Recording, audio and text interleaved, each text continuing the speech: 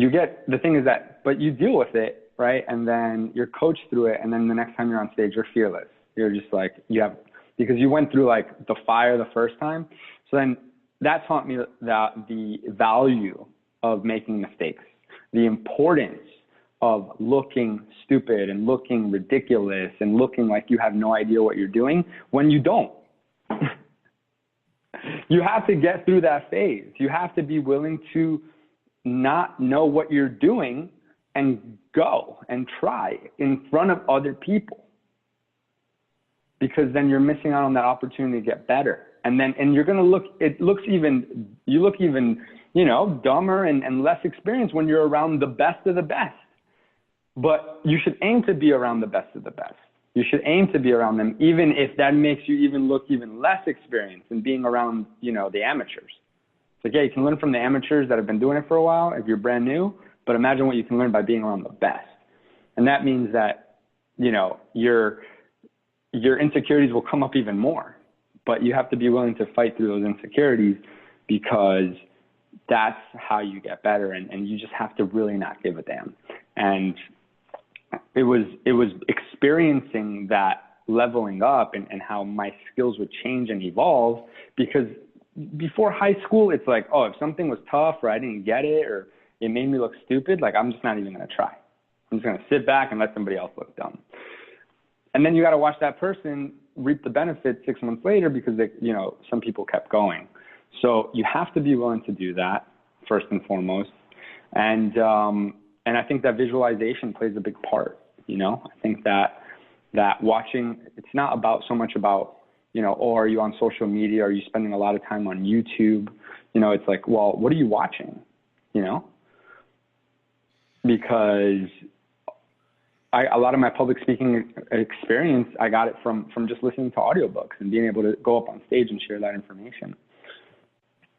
So I agree with you. I find so I spend a lot of time with people like you that are super smart, and you're out there learning from super smart people. And then people wonder, because they go on party and they, do whatever they're doing, and they wonder why they don't get anywhere in their life.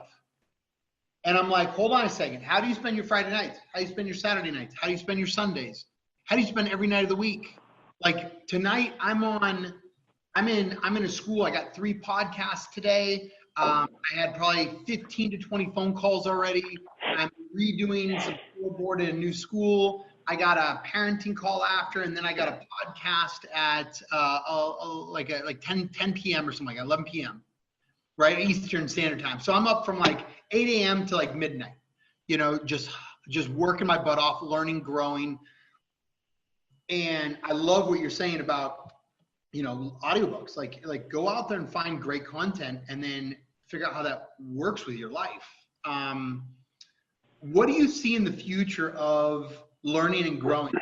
Like, do you see, like with the family office, do you guys, obviously you guys are impacting, multi-million, billion-dollar, investment firms or family offices that add value to companies. And, you and I have been talking about doing, maybe something with the, more with kids and entrepreneurship or investing or whatever. Where do you see that with kids? Like, what do we need to do to teach our kids basic money skills? Like, we're already teaching them budgeting, but what do you see? Once again, it just goes back to what me and you have talked about, and the project that I would love to take off with you one day is teaching them sales, teaching them how to sell, teaching them how to be closers, teaching them how to ask for the money, teaching them how to communicate. That's going to be absolutely crucial. I think that, you can persuade young people to do a lot more when you promise them, when you at least let them know the type of dreams, that they can accomplish through that, and I was taught, hey, if you get good at sales, it was like that. If you get good at sales, you can make that my first sales presentation that I went as just an audience member, and there's this young guy up on stage and he's driving a Lamborghini and showing pictures of him traveling the world. And I was like, okay, so you did that by selling this product? Like, because, there's no computer engineers, and my professors at college aren't doing that, So I think that the most important thing is really showing kids what is capable of being done when you know how to talk to people, when you know how to close. And that's so crucial, because once again, sales will solve the problem around people's conversation around money, will solve their problem around their conversation around their own goals, will solve their fear of rejection, will improve their vocabulary, when an improved vocabulary has been proven to drop acts of violence in prisons. When you teach prisoners, how to improve their vocabulary and expand their vocabulary, they're able to communicate amongst each other a lot better and be able to express and prevent misunderstandings. And they can make money without a college degree, and because we know colleges aren't serving our youth. The government, Trump just passed an executive order saying that governments no longer need to require bachelor's degrees anymore to work at government agencies. It's one of the best things that he could have possibly done, because now, the government can start to hire experienced people instead of people that potentially, just edged by with a, 2.7 GPA from a semi-good school. And in essence, all they really did was party and do drugs for those 4 years.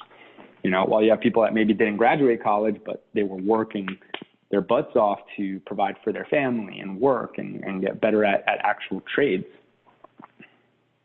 So I think that's the future, communication, entrepreneurship, and I think that mental health is going to be, it's got to be a big one, because I think that,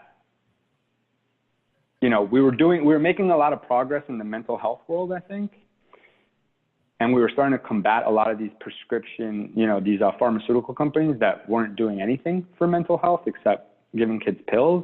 And then social media blew up, and then Instagram blew up, and then all these apps where you can make yourself look prettier or like you have more money, came out. And I don't think we were anticipating that, and we weren't anticipating the consequences that it was causing for our youth. So I think, sales, communication, and then really focusing on the mental health aspect is going to be really big for the future. Bro, Andres, absolutely love what you're up to. Love the advice, love the direction. You guys, listen to somebody who spends time with people that are very wealthy and, learns and grows.